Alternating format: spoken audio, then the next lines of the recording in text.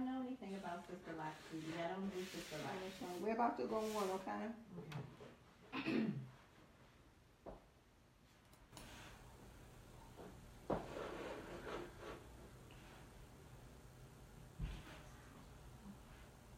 Ten, 9, 8, 7, 6, 5, 4, 3, 2.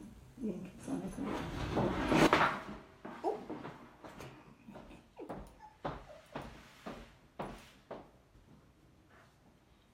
All right, assalamu alaikum wa rahmatullahi wa barakatuh. Thank you for joining us on the Covered in Business show.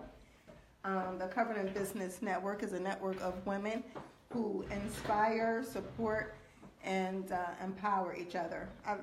I said that in the wrong order, but you know what I mean? I'm gonna get it. Inspire, support, and build. The Covered in Business Network, a network of women that inspire, support, and build each other. Inshallah. And on our radio show, we highlight our sisters in Islam that is in their own business. And, you know, they want to give you guys some information, inshallah, to grow your business. So today I have my special guest co-host, Sheree Parker. Let me show y'all. Sheree Parker is a Covered in Business member, and she is the founder and owner of Sheree Parker LLC, coaching and consulting business. And we have look at my gift, y'all, Natasha. We have Natasha Somalia joining us, the owner of the Covered Hair Salon and a few other products. She's doing it big in Philly. Welcome.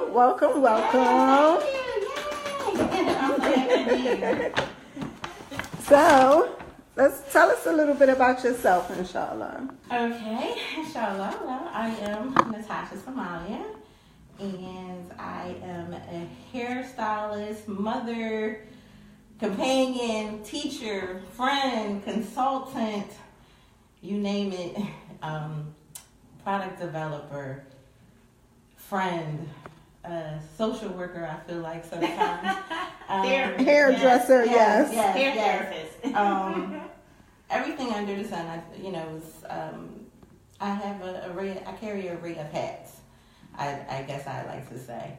And I like to connect with women and network with women, because if there is something that I cannot do, I would like to be able to refer those women that I am in contact with to other women that, you know, if it's something that I'm not able to help them with. Okay. So my first question for you is, what inspired you to do hair? What inspired me to do hair? Well, I am an only child from my mother and father. Come from a very small family. So, you know, when people have, you know, siblings and cousins and a lot of family, they tend to do a lot of extra. And the only thing that I had to really do was be able to play with dolls. Mm-hmm. So with me always playing with dolls, I did hair. And what that allowed me to do is just, you know, I loved my dollies. Mm-hmm. And, you know, I was limited to what I had. So, you know, I would get in the bathtub with the dollies, and my grandma would give me a whole bunch of empty bottles. So I would take whatever I saw on the tub and put in a bottle and do my dolly's hair. So growing up still, having no siblings, you know, after the big tall walking dolls, I went to the Cabbage Patch dolls and the single head dolls and the Barbie dolls. And if I had a furry bear or anything else that had hair, Did you have a Care Bear? I had a Care Bear, but it was really, those other dolls, the Cabbage Patch dolls. That some people don't even know what Cabbage Patch. Oh, I love my Cabbage Patch. With the birth certificate and all. With the birth certificate and all. But that's what that's where my love and passion started at with hair. Okay. So that's, I kind of like, that was just something that I've always done. And I really like to do it. So as I got older, it was like, I have to go to school for hair. This is what I want to do. That's awesome. That is awesome. So you have an array of products. The vitamins. I have to speak on the vitamins. Let me just, before I even get to the vitamins, I've actually had the pleasure of going to the Covered Hair a couple of weeks ago to get my hair done for the first time. And I just want to say the experience was amazing, from start to finish with Natasha. I mean, she is the hair care queen. I mean, she was able to really understand my hair care needs. And one of the things that I loved is the vitamins. I purchased the vitamins. I've been using them for several weeks. And I just want to know what inspired you to come up with the vitamins? Because, with us being covered and being limited to the sun, there's also other, reasons why we need, vitamins. So what inspired you to come up with the D3 vitamins? Okay, well, actually, I started with a hair, skin, and nail vitamin about 6 years ago. Okay. And everyone loved the hair, skin, and nail vitamin. But what happens is large companies, when you start getting more and more, they want you to do more and more. Okay. So when other companies, the larger companies came out with hair vitamins, people left little old Somalia and they went to support the larger companies. Therefore now, when my company is changing, I had to order more. So with having a decrease in sales and not being able to keep up with the larger companies, I had to stop my vitamins. Okay. And when I stopped the vitamins, I had women, I was selling vitamins over in Sweden and the UK and Alhamdulillah and Saudi. They were like, what happened to the vitamins? You're going to bring the vitamins back. Right. So I had to do my research, and then I said, you know what? A lot of things have started to change now from 6 years ago with how we eat and everything else. And myself, every time I go to the doctor, no matter what it was that I was doing, they say, your D is low, your D is low. So not only for the hair, I wanted to bring something different with the change in everyday lifestyle. Right. That's what made me do the D3 vitamin this time, along with the biotin. Yes. So it's focusing more still on health and not just hair, but both health and hair care. I mean, and I agree. I've noticed the difference in the past 2 weeks, taking, the D3 in combination with, eating better, eating cleaner. So I've definitely noticed a difference, in my hair as well as how I feel. So I didn't realize that, I was D deficient, basically, because I see a difference. So I think, having those vitamins are significant with hair growth. So yes. And I think it's very important for us covered Muslimas to have our vitamin D. Oh, yeah. Because when I was getting the certification for mental health, did you know that vitamin D can cause a deficiency in your mental health status? I can see that. Mm-hmm. So it causes depression. Mm-hmm. And it was like a couple of other things that is included. With the bones and everything else. So I think that's amazing. It is. I think I need some before you leave. You have some. Oh, wait, y'all.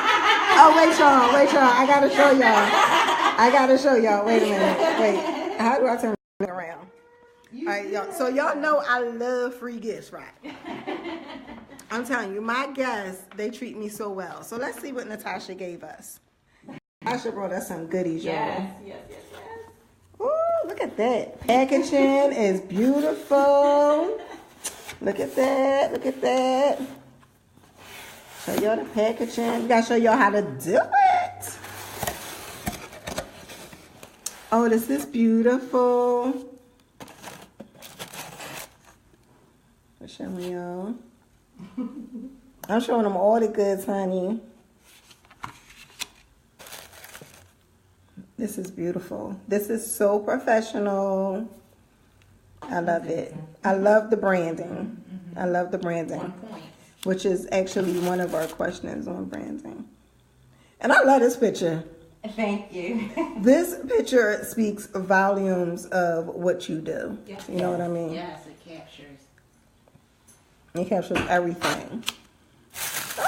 You like that sound? I love it. I know y'all know what I'm talking about. Y'all like that sound? When you opening up a new gift? So what did she give us today? Ooh, look at that.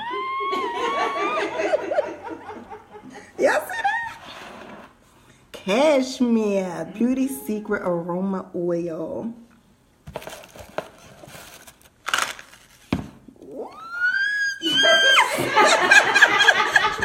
Join the club.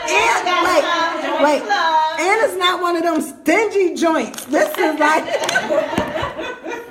this is not a sample, y'all. This is like a real one. Yes, alhamdulillah. Oh, look. I'm telling y'all, if y'all could see what my hair look like under this Kimar, I'm going home. I don't care what time it is. I'm going home and I'm going to do something to this hair since I don't have time to go to the hairdresser. Look, y'all. Look what I got. And there's one more thing in your bag. I got some good stuff and you don't have none. Oh, look. I need my ginger. Let me tell you, this girl got a comb, okay? She got a comb. She got a comb, y'all. This is the comb I need for my hair. Believe that. Yes. Awesome products. Look at this. Our hair. Sheree, you got it too. Oh, yes. Hair, boom. Yes. She hooked us up. You're not playing over here. Y'all better get you some. She hooked us up. Go to the website. Look, I'm like a kid. Like anything else. Look, I'm in there like anything else in there. Thank you, Natasha. Jazakallah khair.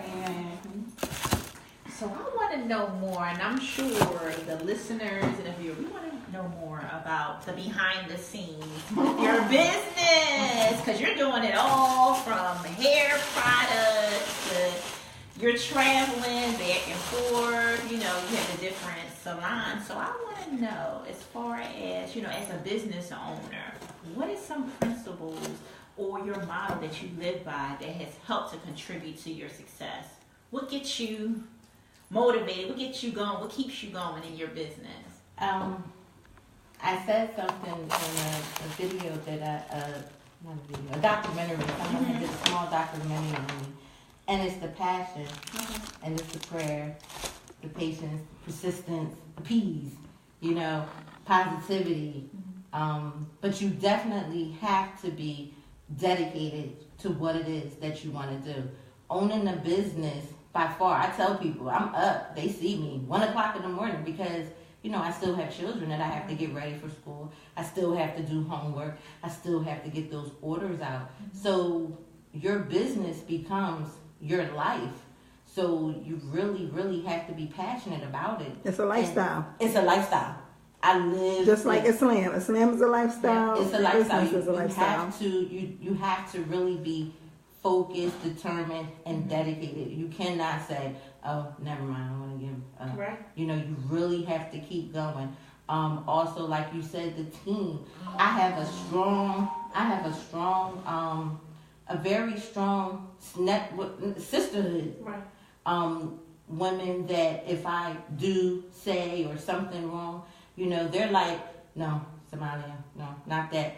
And you have to allow, and I say this, I teach a class now, Salon Planning 101. And one of the things that I tell them is that you don't know what you don't know. So you have to hire people that know how to do what you don't know. Right. So I have someone for each of the things that I don't know. Like, I'm not in corporate. I've never been in corporate. So I have someone, I call her the professional. I have someone listed in my phone as everything. And she does my professional emails. Because someone can send me an email and I'm like, I don't know what this says. Right. What I may be thinking it says in the corporate world is like, that's not what that says. And I'm like, oh, that means this. Oh, so I hire her, and that's another sister. So that's just helping her. We have to connect the dots with the businesses, and then I have my professional emails go out. And as far as for so many other things, for people who, I'm not a graphic designer, so I am. So I had to hire, a graphic designer. I can't do it all. Some things I could kind of like play around with, but for the most part, I'm a hairdresser, and that's what I know how to do, hair. So anything else outside of that, the school when they teaching the different types of math and everything else, I'm not a teacher. I had to hire a tutor. Right. So with being around women, of course, everybody needs their hair done. So my son's tutor, we barter. Mm-hmm. That's it. She come, she tutored them. I mean, I drop them off, she tutors them, and then guess what? She comes in and she gets her hair done. I love the barter system. Yes. If more business owners did the barter system, I think that so many businesses would grow. Yes. Because I'm like, you looking out for me, I'm looking out for you. Now I want to refer people to you because I know your character. Right, we have the same goal. You know what I mean? Exactly. So that's what it is, and that's what keeps me going. And some of these sisters I've been around since, alhamdulillah, since I became Muslim, and they have really, really, really helped me out a lot. Alhamdulillah. So that's, juggling. And, I go to sleep a couple of hours. A couple of hours at night. And, people always say that, oh, you up in the middle of the night. Well, guess what? I have to be up for those clients that are overseas. Mm-hmm. Because I can't always just be, my, Eastern Standard Time. I have to be available for them too as well and to answer their questions. So that means it's not a lot of, you don't get a lot of playtime. Right. I have my downtime to myself, but I don't have a lot of playtime. Right. So, I miss out on a lot of things, but, some great big events that people want me to be at, I try my best to get there and, make that happen. Really, another question. Mm-hmm. You have a book. You're an author now. Yes. Do that, honey. Yes. I'm surrounded by all these authors, and you all inspire me to like hurry up and finish my book. But I want it to be like real good, and it's like detailed a little bit of my life. Mm-hmm. And when I hit certain areas and certain topics, I like shut down because it's difficult to get through. But you sisters, you too, Sheree, like you guys motivate me and like push through the tears and the pain, and it's actually like helping me get through, some of the stuff that I've actually been through. Okay. I've been to therapy, and it's still, when those memories come up, you still feel some type of way. Right. So I'd be like, ugly face and all, like, okay. You know what I mean? So tell us, like, what inspired you to write your book? Well, what inspired me to write my book, like I said, sometimes everyone is not on social media. Someone can come in to be serviced, and I can get them loads of things of to-dos. They don't come with a pen and pencil, so they may forget. So now they'll have something handy, with them to be able to take with them, and a guide. It's a hair care guide, so they can always be able to refer to it. And like I said, everyone isn't on social media, so they may not see. They'll be like, "Oh, I missed it," And I tried at one time the group for people who wanted to keep in touch. But that means anytime somebody sends a message, it's going to bother everyone else. So I said, okay, so let me do a guide and put it in a paper format and, put it out there. Also, I like to read books as well. And when I went to Barnes & Noble, there's nothing really on hair for anyone's hair. It's a very small section. So I said, okay, so let's talk about our hair and how we keep our hair under the hijab, and let me do this book. So like once again, in my network, there's a young lady, Sister Amina Diggins, and she had... I love her. Yes. And, you know, she put up becoming an offer and this and this and this and that. And I said, okay. And then one morning I was up and she had a special. And I was like, and I was just sitting there. And we need more specials. When I was looking, I'm like, you know, it goes in steps of what you should do. And I was like, OMG, that's it. So it's like step by step. Do this, did it, do this, do this, do this. So, and you learn from your mistakes, because I have already set my book out for pre-order. However, I think I did that a little too soon. Ladies, the book is still being processed. You was excited. I was excited. It's okay. You was excited. But the book has to be, once the book is edited, they make all these corrections. And I gotta fix it. So then after I fix the edit part, it has to go and be formatted. Meaning the pages have to go in order. Then I had to get an illustrator. Okay, so I had an illustrator, but when the work was finished, after 2 weeks, I didn't like that.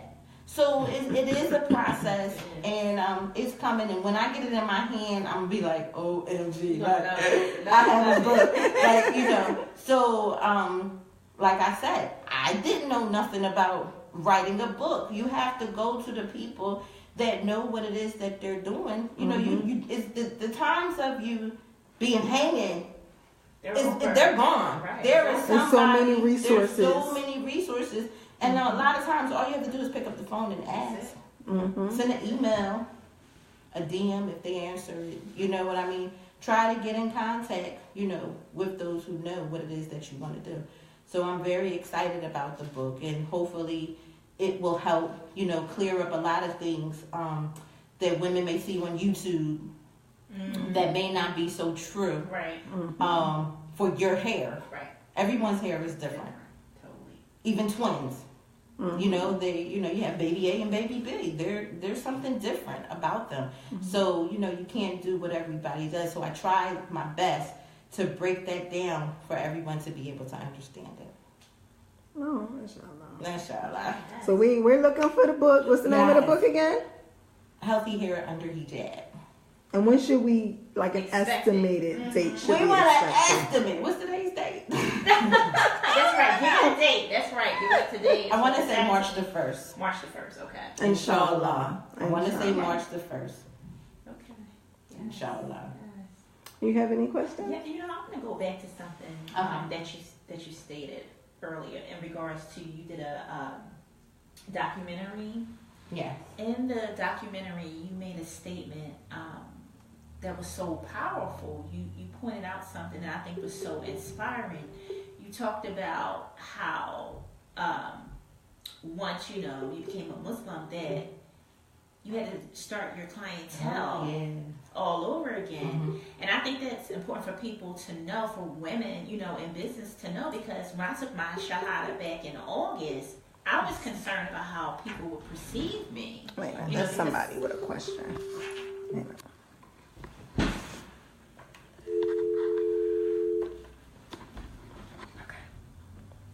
They hung up. Oh. So when you touched on that, how were you able to work through that and still, you know, work on your business, build your clientele back up emotionally? How were you feeling? Well, what happened was, so what actually happened was, once I started to wear my khimar, I went to, before I converted to Islam, I went to a very large church in the city of Philadelphia, a very large church. And I did everybody's hair at church.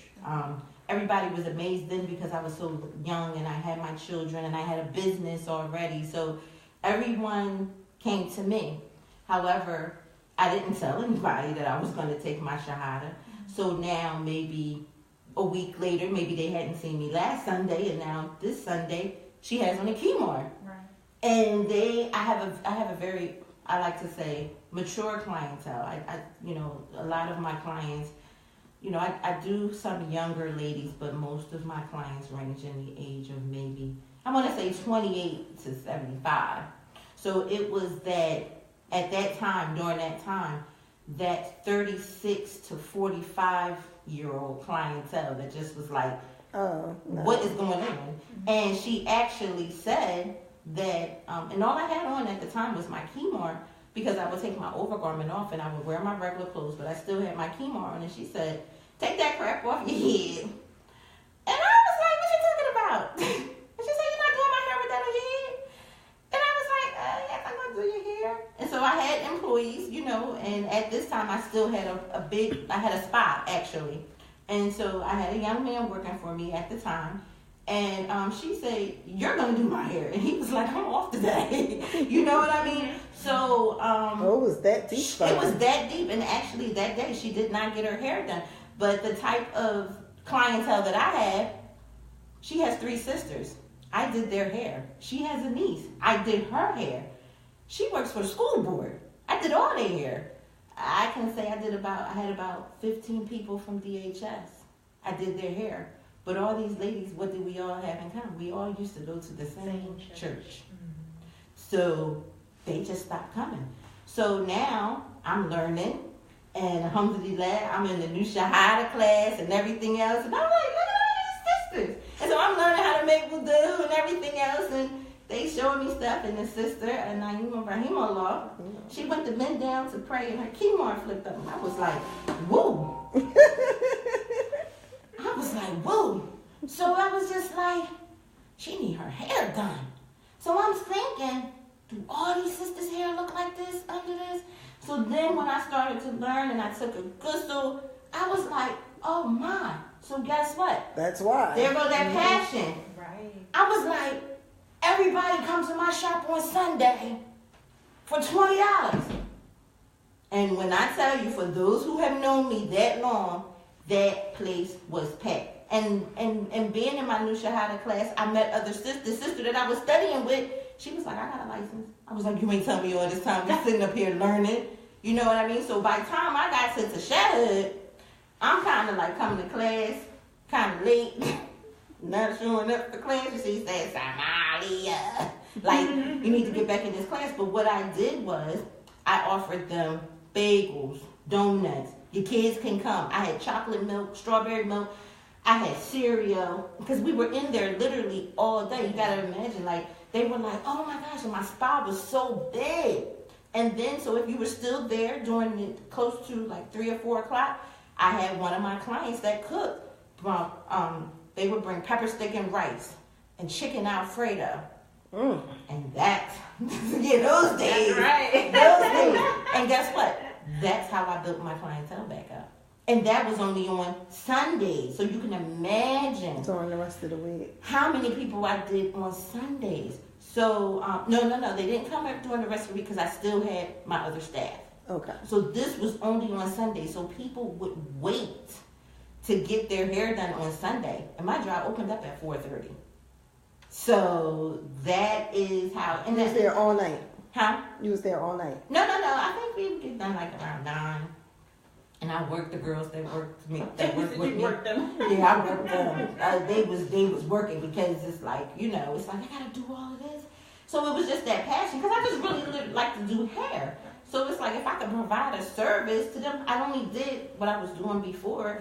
Now all of them didn't leave. Some still stayed. And that lady that I spoke of, what she asked me? You still a Muslim? I said, yeah. Yes. She's retired now. And I think I've done her hair once. I think she came to me once since then. And she says, well, that's good to hear. And how are the kids and everything else? So I didn't, not answer her call later on down the years and everything. I still, was kind to her. But it really was a change. And I did it and didn't have to close. I just had to keep, you have to think, like, what can I do? You got to think and just push yourself. There's always a way. You know how they say it? Wait a minute, let me get it right. 5 + 4 is 9, but so is 6 + 3. So you always, and I read that off of somebody. I just remembered it because what she said, basically what she was saying, there's always two ways to do things. You can do it. So you just really have to have that burning desire not to give up. Mm-hmm. So that's what that was about. All right, so we were looking at your packaging, Mm-hmm. and your branding is top notch. Yes. Like, I love your branding. Thank you. Like, I see your signature, and I'm like, we already know who that is. Mm-hmm. You know what I mean? So my question is, what are your thoughts on branding, and what are some tips or advice that you would give to women, to some of these sisters that are trying to brand themselves or working on branding? Okay. So your brand is who you are, and you are your brand. And it's letting people know the authenticity of your business, whether it's your name, like my name is Natasha Somalia, or whether it's your slogan, mine is healthy hair is good hair. Just think of the Nike sign, the swoosh sign, and the Nike symbol. Everyone knows that that's Nike. You know what I mean? So you have to get into see what it is that is your niche. I could go through so many things. Susan B. Komen, they have that pink thing with the lady with running. Mm-hmm. You know what I mean? So that's their brand. So what I would say is you start off small. I did not start my packaging like that. I started with a company called Vistaprint. And once I was able to afford more, I did better. Okay. So that's another thing I can say. Don't try to go out and get the biggest thing, right away. You got to start small and make sure that it's in your budget to be able to do that type of work. But for all across the board, I don't know any other company. They may have started more companies now. But Vistaprint was really, really where I started at. Vistaprint gonna pay us for this. I know, right? Free practice. Pay us for this. But after that, my graphic designer is awesome. And how I found out about him was, you do your research. Every time I opened up a book cover, his name was there. Every time I opened up an Islamic book cover, his name was there. And then I started looking at some logos that I liked, and he did those logos, and I said, wow. So, I drive him crazy. I said, it's time to change. We've changed. I had about 8 business cards, because when he comes out with something new, like try this card, see how this card works, it's like it's nice. But doing that, I'm also growing.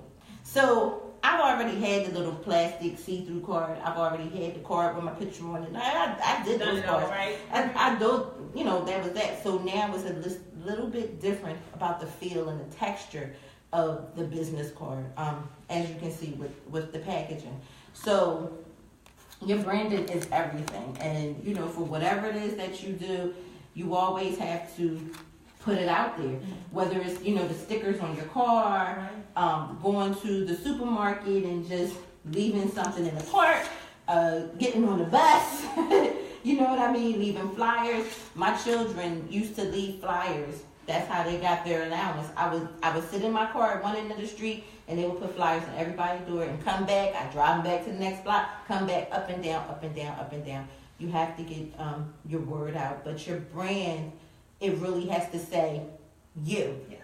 I'm not Natasha Somalia Beauty Palace, I'm Natasha Somalia. You know what I mean? It just, when you say it, when you look at it, you can kind of like tell all the way down to the font. If you look at your bottle, I want you to look at your bottle. Let me look at my bottle. Look at your bottle and look at the font. It's on the paper, y'all. It's the tissue paper. That sound again. So it is, what it is. And for instance, for my daughter, they are younger. Mm-hmm. So they do the whole purple thing. That's what they want to do. So, your branding is whatever says you, whatever speaks you. So, Natasha Somalia, that's me. And yes, that is my name. That's my birth name. And no, I'm not Somalian. You said no, I'm not. Yeah, because they think, you know, people think I'm Somalian. You know, they say, oh, are you Somalian? No, I'm not Somalian. No, that's your name. And what tips do you have for some of our people that are starting with branding? Because you talked a little bit about that last week also. Piece. Wow. I mean, you have to sleep, eat, walk. You have to be your brand. You have to promote your brand. And I think a lot of times people get caught up on whether or not they should promote, you know, to extremes. And you have to. People will not know. You know, people will not know you unless you get out there with your brand. And sometimes you may have to revisit your brand. You may have to change colors. You may have to change, like you said, the font. You might have to play around with it until it really speaks to you. So get help. Don't try to do it all by yourself with the brand. And if you have to get a branding coach, I did. I had a branding coach for 12 weeks. We worked it out. We figured it out. And I love my brand. Anybody you would recommend? Anybody I would recommend for... I work with a lady. Her name is Elise in North Carolina. She's really good. But I would find... Since she was a distant away, it was kind of hard sometimes to really link up unless we did face-to-face on like Zoom or via phone. But if you can find someone local that you can actually sit down with and you can visually see what you want your brand to look like, I would do that. Okay. Brand is definitely. And if I have any branding coaches that are watching, please reach out to me at coveredinbusiness@gmail.com, and inshallah we can work together. We need a branding coach on our team, inshallah. What else do I have for you? All right, what are some I gotta put my gifts away, y'all. Let me say, y'all know the show is raw and uncut, so I'm gonna give it to y'all like it is. What are some quick and easy hair tips that you would give to some of the sisters? We'll give to all the sisters, inshallah. Quick and easy hair tip. After you make ghusl, you have to put some type of leave-in or moisturizer on your hair. Do not put your Kimar on your hair without putting some type of moisturizer on there. Because you don't want to dry your hair out. The different types of materials and everything else, which I do talk about in my book, all the different materials and what they do to your hair. You really want to make sure that you are moisturizing your hair after you make a ghusl. So that's one tip. Protective styling. If you go and you get a blowout and your hair is blown out, once your blowout has kind of like faded away, make sure you braid your hair up or twist your hair up or put your hair in some type of bun. Don't just leave your hair all out and get dry and tangled and matted, because your hair sheds 100 to 150 strands a day. So if you never combed it after you made your last ghusl and you just left it, it's going to be all tangled and matted, you know, underneath your hijab. So that's another tip. Sometimes you don't always have to... I get in trouble for this one, but I'm a curly girl, and I deal with a lot of natural curly girls. But I like to say to co-wash your hair in between the week. You don't always have to shampoo, and I'm gonna say that. That's what my curly girls we co-wash. Well, co-wash is getting a lot of moisture. You are gonna shampoo, you know, on that 7th day, but you will see the difference in the moisture. So that's something else. Stay with the professionals. For you ladies who have chemicals in your hair, do not try to do them at home. Go to a professional and get those chemical services done. That's a really main thing. I tell my clients, if you come to me just for the chemical service, you know, you can take home the shampoo and conditioner. I'm going to show you how to do your hair at home.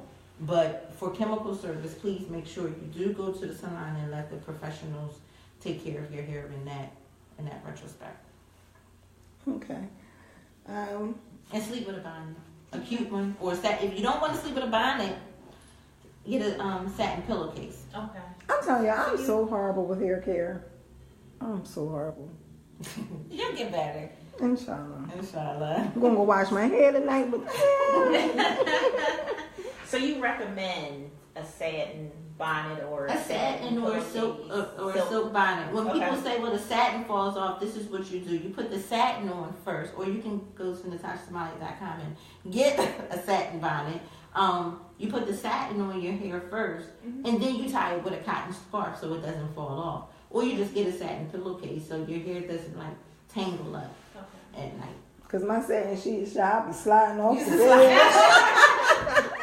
I've had that happen before. It fell right on the floor. And I have a question. What do you Satin. recommend? She said satin, not silk. Satin, right? Silk nor satin. Silk or satin. Silk or You can satin. use either or, silk or satin, inshallah. So under the hijab, what do you recommend we wear? Silk, like a silk. Like your underscarf. Oh, your underscarf. Yeah, it could be silk or Okay. satin. Silk or satin. Okay. You can wear that. Depending on the texture, see, this is where it comes in and different with everyone's hair texture. If your hair is a little bit more coarse, it may not be able to take the type of fabric that she may use if her hair is a little bit softer.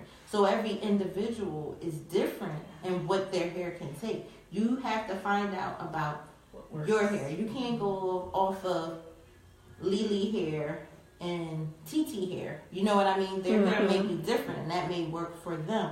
Also, one thing I want to say, one common thing that I see a lot in a lot of sisters, for those who wear niqab, you may be tying your niqab too tight in the back. A lot of sisters have a very hole in their head. So you have to find the niqab that, will not do that. I see a lot because of where it's placed at.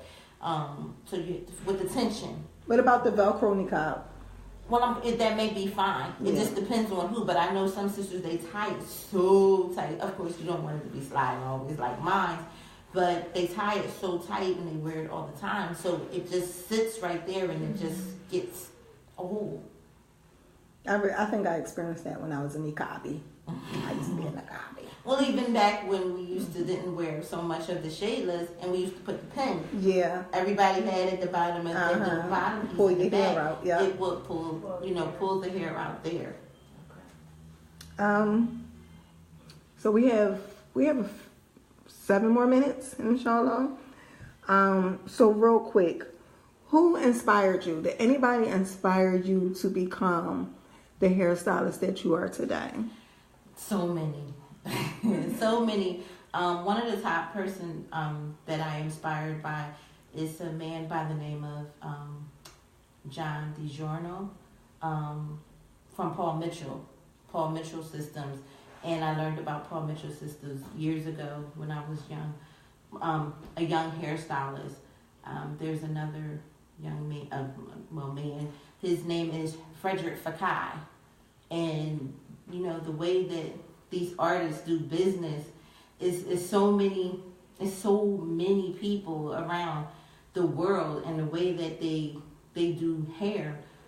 Kim Kimball, she inspired me so much, but still, I'm Natasha Somalia. Right. I might, it might be, you might take this from this one and that from that one, but when you're kind of quirky and creative, you kind of have your own thing. So it's like, I'm not a... You're not a copycat entrepreneur. Yeah, I can't do what you do. Right. It's not going to work for me. Exactly. At all. I can't one step, two step. And that's why, I probably is, more to just me and my surrounding, because I want you to be who you are. I don't want you to try to, someone say, oh, can you teach me how to? I'm like, girl, you don't see it. You gotta see it. You know what I mean? So I'm kind of so original, but there's so many stylists that I have taken a lot of tips from throughout the years, and how they do their work and how they put themselves out there. It just makes me just strive to want to do, my own thing in a different format, but on the level and the scale that they're doing it on. Right, and we can appreciate your creativity, when it's Thank individualized towards you and, towards the clientele that you serve. So Yes. that's awesome.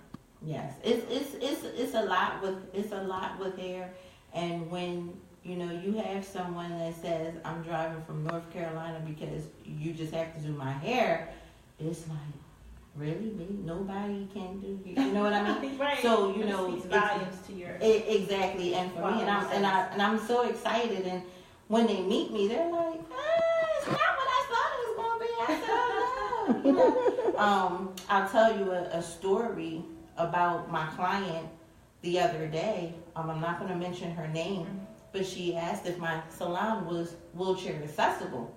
And yes, I have a lot of clients that come in a wheelchair. And so when it was her turn and I got to her, she said, so how are we going to do this? I said, so what I'm going to do is I'm going to transfer you to the shampoo bowl. She was like, you can't transfer me. I went, huh? Now she done sat, she sat a little bit, minutes. And she said, I can't transfer because, she's paralyzed.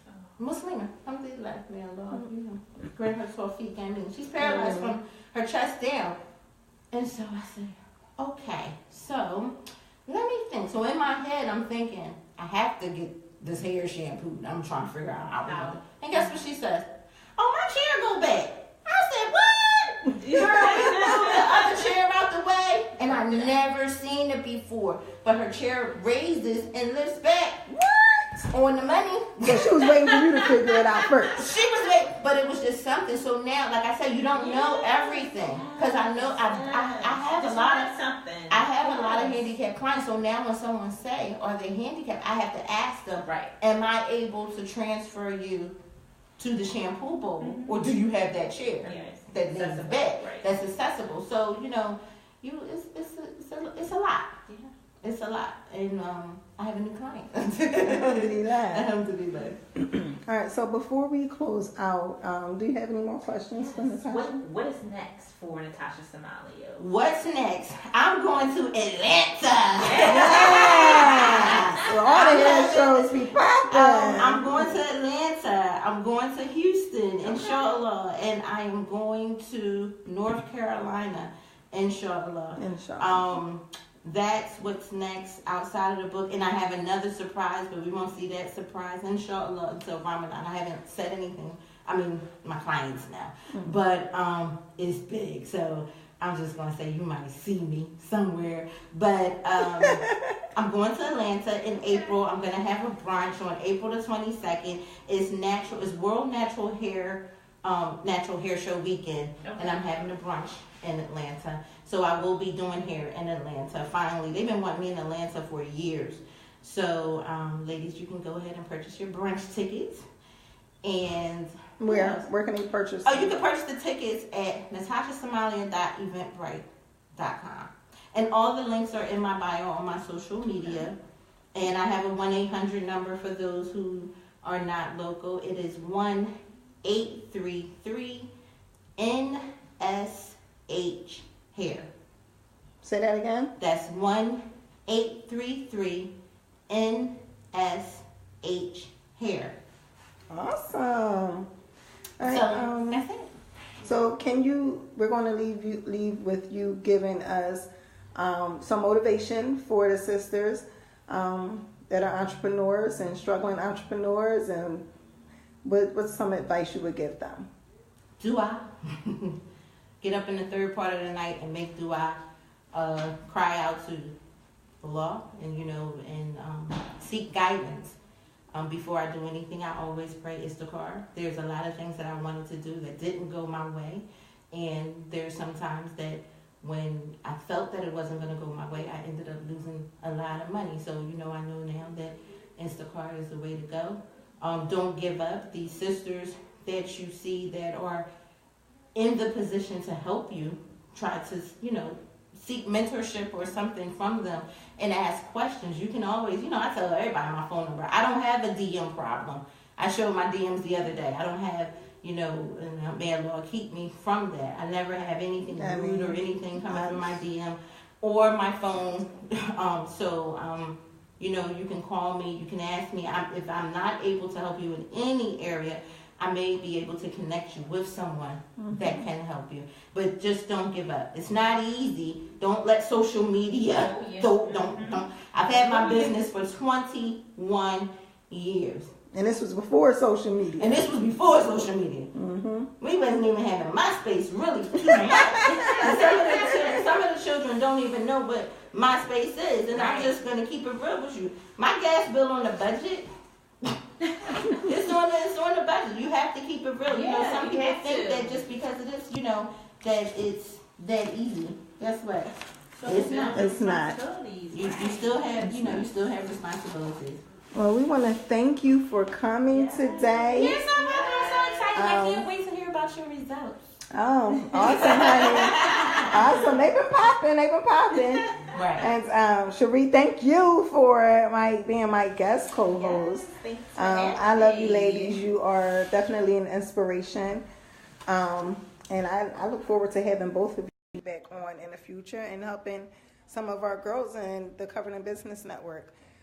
So one of the things that are happening in the Covered in Business Network, we are having a bowling event on January 27th, and it's just for us to relax because we do spend so much time working and parenting and school and, trying to do our hustle, everything.